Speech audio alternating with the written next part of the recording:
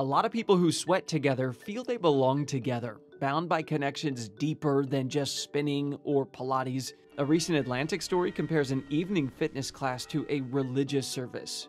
You know who will be leading the evening.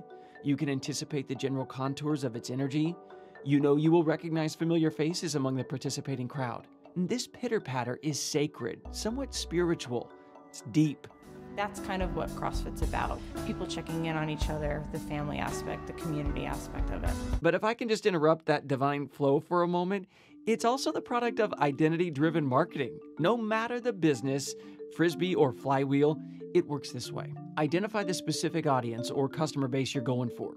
Then, engage with the targeted advertising and social media campaign. Throw in a branded product or service to get free advertising and selfies, you're on a roll. If successful, word not only spreads, but customers increasingly identify with the business. And since they have something in common, begin to identify with each other. We are obsessed with finishing it! Of course, certain personalities are always predisposed to certain workouts and communities to begin with.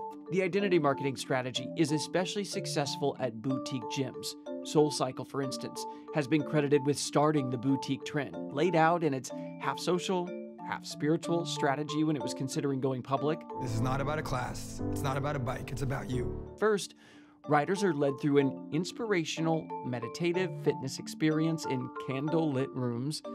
The experience is tribal, it is primal, and it is fun. Second, fellow riders feed off the group's shared energy. Riders show up early and socialize afterward.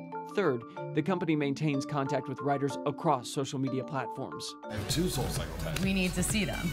And fourth, SoulCycle riders are identifiable in SoulCycle apparel. This all seems to be working like a charm. Cycling, spinning, yoga, bar studios, they've opened in cities across the country, reports Vox, and now make up 35% of the U.S. exercise market, according to an industry group.